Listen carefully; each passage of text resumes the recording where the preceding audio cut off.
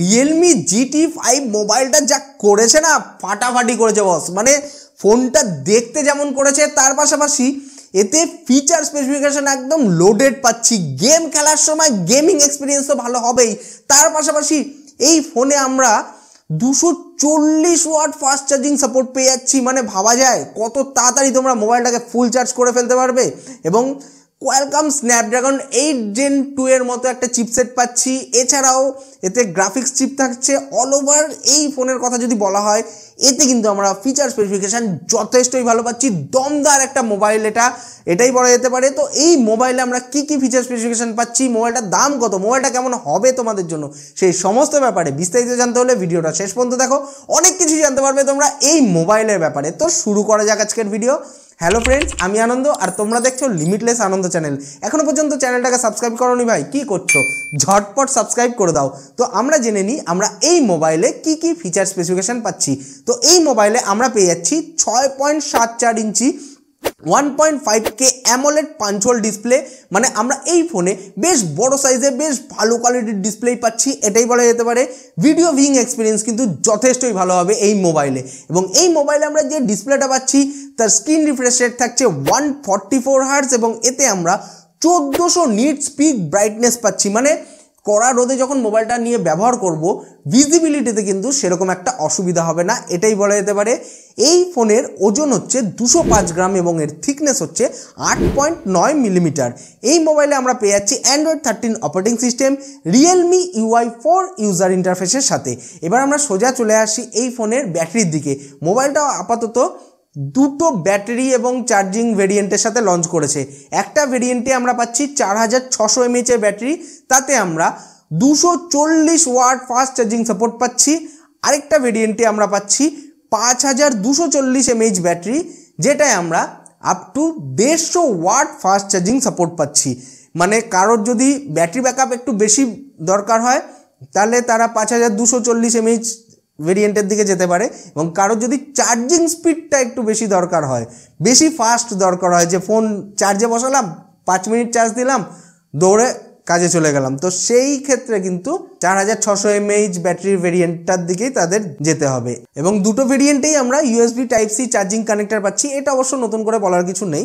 আর এই মোবাইলে আমরা ডুয়াল স্পিকার পেয়ে যাচ্ছি ডলবি অ্যাটমসের সাপোর্টের সাথে। এবার আমরা সোজা চলে আসি এই ফোনের সিকিউরিটির দিকে। সিকিউরিটির দিক থেকে দেখতে গেলে এই মোবাইলে আমরা পেয়ে যাচ্ছি ইন ডিসপ্লে ফিঙ্গারপ্রিন্ট সেন্সার এবং ফেস আনলকের ফেসিলিটি, এবং দুটোই যথেষ্টই ভালো কাজ করে।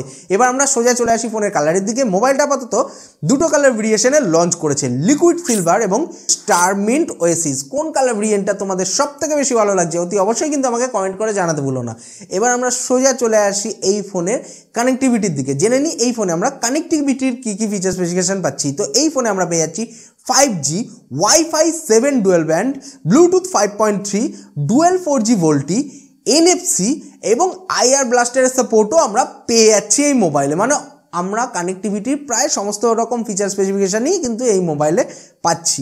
এবার আমরা সোজা চলে আসি এই ফোনের ক্যামেরার দিকে। জেনে নিই এই মোবাইলে আমরা ক্যামেরা কী পাচ্ছি। তো এই মোবাইলের রেয়ার সাইডে আমরা পেয়ে যাচ্ছি 50 মেগাপিক্সেলের ট্রিপল ক্যামেরা।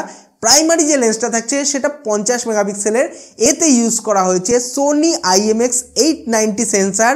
এটা একটা ফ্ল্যাগশিপ লেভেলের সেন্সার, যার জন্য এই ফোনের মাধ্যমে তো আমরা যখন কোনো ফটোগ্রাফি করবে, ভিডিওগ্রাফি করবে, কোয়ালিটি কিন্তু যথেষ্টই ভালো হবে। এবং এই লেন্সটা একটা OIS লেন্স, মানে অপটিক্যাল ইমেজ স্টেবিলাইজেশন লেন্স হওয়ার জন্য যে কোনো একটা ভিডিও তোলার সময় বা ছবি তোলার সময় শেক হওয়ার প্রবণতা অনেকটাই কম থাকবে। এবং এর অ্যাপারচার হচ্ছে f1.88। এরপরে আমরা পেয়ে যাচ্ছি একটা 8 মেগাপিক্সেলের আলট্রা ওয়াইড অ্যাঙ্গেল লেন্স এবং তারপরে থাকছে একটা 2 মেগাপিক্সেলের লেন্স। এবং এই ফোনের ফ্রন্টে আমরা পেয়ে যাচ্ছি 16 মেগাপিক্সেলের সেলফি ক্যামেরা, যার অ্যাপারচার হচ্ছে f2.45। তো এই ফোনের ক্যামেরার কথা বলতে গেলে এই মোবাইলে কিন্তু আমরা ক্যামেরা সেকশনটা যথেষ্টই ভালো পাচ্ছি। ফ্ল্যাগশিপ লেভেলের বলতে গেলে সত্যি কথা, ফ্ল্যাগশিপ লেভেলের ফটোগ্রাফি এবং ভিডিওগ্রাফি কিন্তু তোমরা এই মোবাইলের মাধ্যমে করতে পারবে। এবার আমরা সোজা চলে আসি এই মোবাইলের পারফরমেন্সের দিকে। জেনে নিই এতে আমরা প্রসেসর কী পাচ্ছি। তো এই ফোনে আমরা পেয়ে যাচ্ছি কোয়ালকম স্ন্যাপড্রাগন 8 Gen 2 প্রসেসর। এটা একটা 4nm অক্টাকোর প্রসেসর, যার ম্যাক্সিমাম ক্লক স্পিড হচ্ছে 3.2 GHz এবং এতে আমরা অ্যাড্রিনো 740 GPU পাচ্ছি। তো এই ফোনের পারফরমেন্সের কথা বলতে গেলে যে কোনো ধরনের গেম তোমরা এই মোবাইলে খেলতে পারবে। মাল্টিটাস্কিংও যথেষ্ট ভালো হবে এই মোবাইলে, ইমেজ প্রসেসিংও বেশ ভালো হবে, যার জন্য ছবি বা ভিডিওর আউটপুটও কিন্তু যথেষ্টই তোমরা ভালো পাবে এই ফোনে। মানে ফোনটাকে একদম ল্যাগ ফ্রিভাবে তোমরা ইউজ করতে পারবে। গেম খেলার সময় গেমিং এক্সপিরিয়েন্সও কিন্তু যথেষ্টই ভালো হবে এই মোবাইলে। এবং মোবাইলে বেশিক্ষণ গেম খেলার ফলে তোমাদের মোবাইলটা যদি বেশি গরম হয়ে যায়, তো সেই গরমটাকে ঠান্ডা করার জন্য এই ফোনে আমরা পেয়ে যাচ্ছি আইস কোর কুলিং টেকনোলজি, যার ফলে মোবাইলটা কিন্তু যথেষ্টই টেম্পারেচারটা কন্ট্রোলে থাকবে। এবার আমরা সোজা চলে আসি ইন্টারনাল স্টোরেজ এবং র্যামের ভেরিয়েন্টের দিকে। মোবাইলটা আপাতত 3টে স্টোরেজ এবং র্যামের ভেরিয়েন্টের সাথে লঞ্চ করেছে। এতে আমরা পেয়ে যাচ্ছি 12GB RAM, 256GB internal storage, 16GB RAM, 512GB internal storage এবং 24GB RAM, 1TB internal storage. ভাবা যায় ম্যাক্সিমাম যে স্টোরেজ ভেরিয়েন্টটা থাকছে সেটা 1TB, কত ফাইল লোড করবে। যেরকম হেভি গেমিং করতে পারবে, তার জন্য অনেক বড় বড় গেম তোমাদের লোড করতে হবে মোবাইলে, তো সেটা কোনো অসুবিধাই হবে না, কারণ 1TB তোমরা ইন্টারনাল স্টোরেজ কিন্তু এতে পেয়ে যাচ্ছ। এই মোবাইলে যে র্যামের টেকনোলজিটা ইউজ করা হয়েছে সেটা LPDDR5X এবং এতে আমরা UFS 4.0 স্টোরেজ টাইপ পাচ্ছি। মানে র্যামের ভেরিয়েন্ট এবং স্টোরেজের ভেরিয়েন্টটাও কিন্তু যথেষ্টই ফাস্ট থাকছে, এটাই বলা যেতে পারে। মোবাইলটা আপাতত অফিসিয়ালি চায়নাতে লঞ্চ করেছে। ইন্ডিয়া বা বাংলাদেশে যখন অফিসিয়ালি লঞ্চ করবে সেই নিয়ে তো আমি তোমাদের জন্য ভিডিও বানাবোই। এই মোবাইলের যে বেস ভেরিয়েন্টটা চায়নাতে লঞ্চ করেছে সেই দামটাকে যদি ইন্ডিয়ান মানিতে কনভার্ট করা যায়, মোটামুটি মোবাইলটার দাম এসে দাঁড়াচ্ছে 33,000 ভারতীয় টাকার কাছাকাছি। আর এই ফোনের যে হায়ার ভেরিয়েন্ট আছে, এর হায়ার ভেরিয়েন্টেই কিন্তু আমরা 240 ওয়াট ফাস্ট চার্জিং সাপোর্ট পাচ্ছি। মানে 1TB যে ভেরিয়েন্টটা আছে সেটাই, তো সেটার দাম চায়নাতে যা আছে সেটাকে যদি ভারতীয় টাকায় আমরা কনভার্ট করি, মোটামুটি মোবাইলটার দাম এসে দাঁড়াচ্ছে 41,000 ভারতীয় টাকার কাছাকাছি। তো এই দামে তো মোবাইলটা ইন্ডিয়াতে লঞ্চ করবে না, হয়তো 2-3 হাজার টাকা বেশি দামে ইন্ডিয়াতে লঞ্চ করতে পারে, বা রিব্র্যান্ডেড হয়ে অন্য কোনো নামেও লঞ্চ হতে পারে। তো মোবাইলটা যখন লঞ্চ হবে ইন্ডিয়াতে, তখন তো সেই নিয়ে আমি তোমাদের জন্য ভিডিও বানাবো ইন্ডিয়া বা বাংলাদেশে লঞ্চ হলে। আর এই ফোনটা কিন্তু ফিচার স্পেসিফিকেশান আমরা যথেষ্টই ভালো পাচ্ছি, এটাই বলা যেতে পারে।